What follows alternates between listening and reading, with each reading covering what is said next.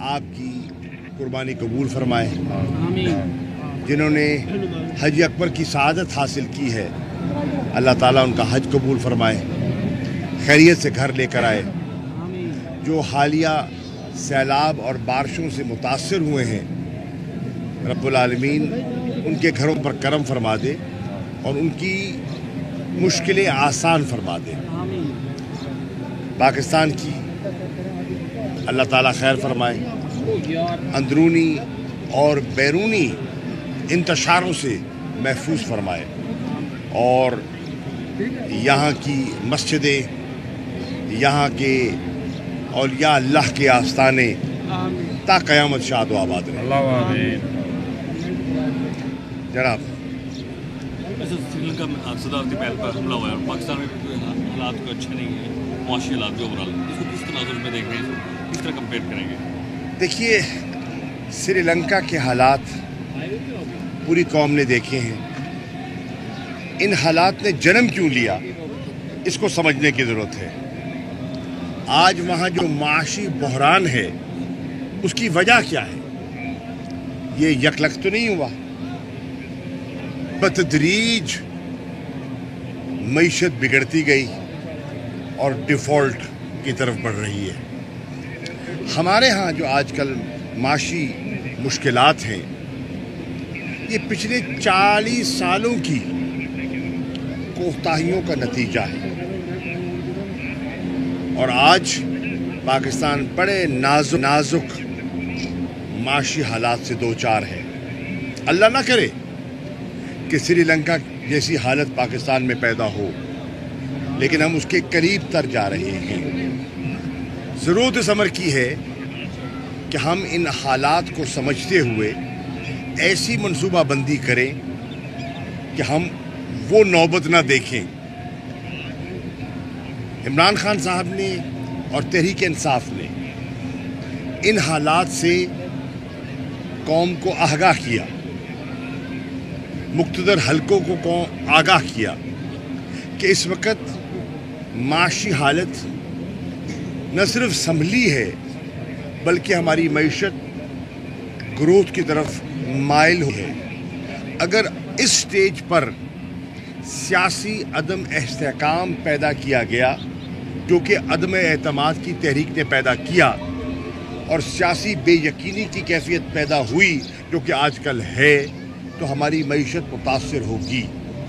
آپ نے دیکھا کہ پاکستان کی معیشت اس وقت شدید دباؤ میں ہے اور ہر شہری پریشان ہے.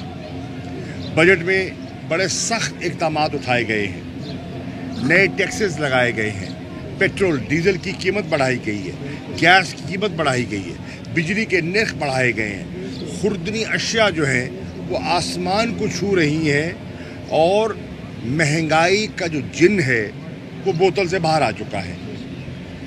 آج لوگ 30% افراط زر کا ذکر کر رہی ہیں.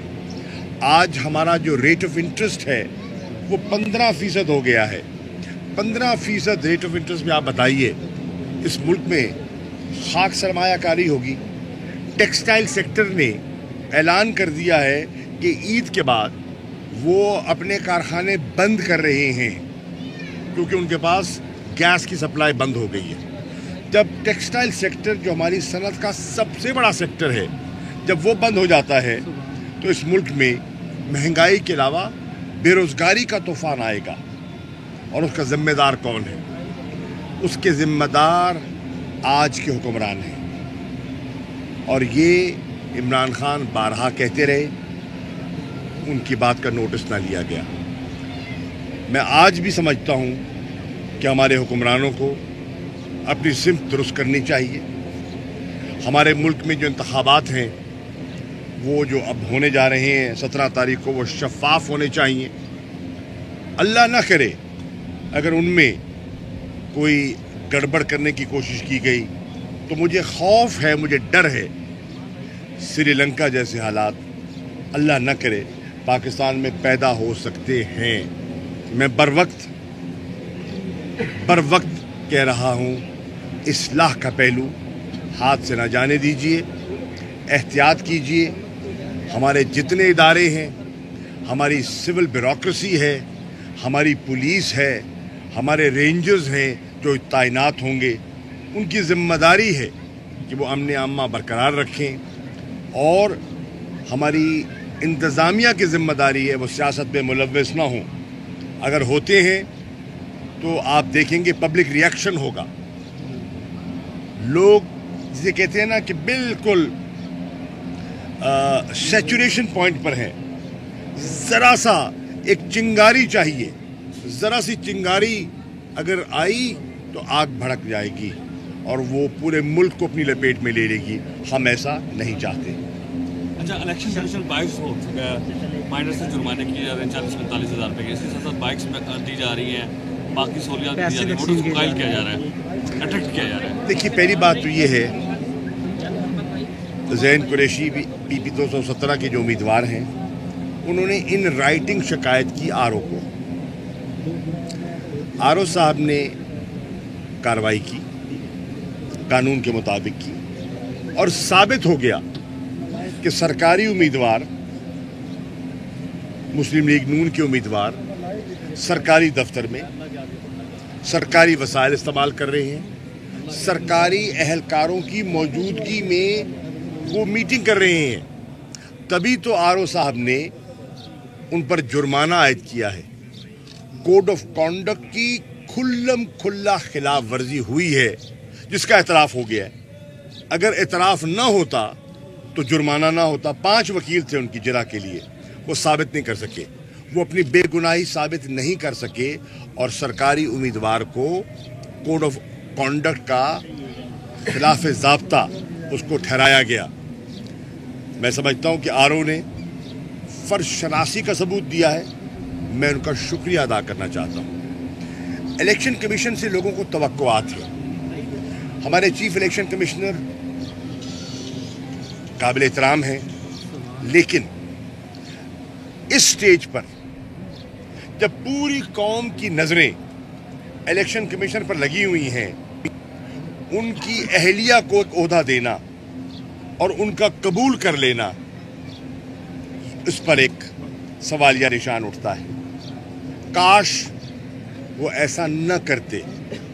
उनका मनसब इस बात का तकाजा कर रहा था और यकीनन हो सकता है वो अहल हों, वो उस ओहदे की अहल हों, ऑन मेरिट अहल हों, लेकिन आज नहीं, इंतखाबात के बीच में उनको ये जिम्मेदारी से कबूल करने से इज्तनाब करना चाहिए था। हाँ, 17 के बाद रूटीन में उनको जिम्मेदारी सौंपी जाती और वो ले लेती तो उसमें कोई गलत बात नहीं थी। आफ्टर ऑल वो एक सरकारी मुलाजिम है, लेकिन टाइमिंग इम्पॉर्टेंट है। जहाँ एक तरफ लोग शक व शुबे से देख रहे हैं, वहाँ इस किस्म की रियायत और मरात कबूल की जाए तो उससे इदारे की साख और क्रेडिबिलिटी मुतासिर होती है और न्यूट्रलिटी जो है वो मुतासिर होती है।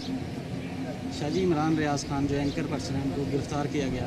ये पंजाब पुलिस के वही हथकंडे इस्तेमाल कर रही है जैसे मुस्लिम लीग पहले करती रही। क्या कहेंगे, आज़ादी सहाबत पर फिर उसी तरह हमले हो रहे हैं? इमरान रियाज खान को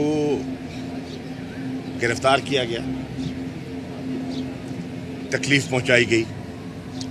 पाकिस्तान तहरीक इंसाफ ने इज़हार यकजहती के तौर पर प्रोटेस्ट डे कॉल किया और मुख्तलिफ प्रेस क्लब्स के सामने हमने एहतजाज भी किया, टोकन एहतजाज किया, अपनी यकजहती और अपनी हमदर्दी का इजहार किया। लेकिन आज अल्हम्दुलिल्लाह उन्हें ज़मानत पर वो हैं, लेकिन वो डटे रहे हैं।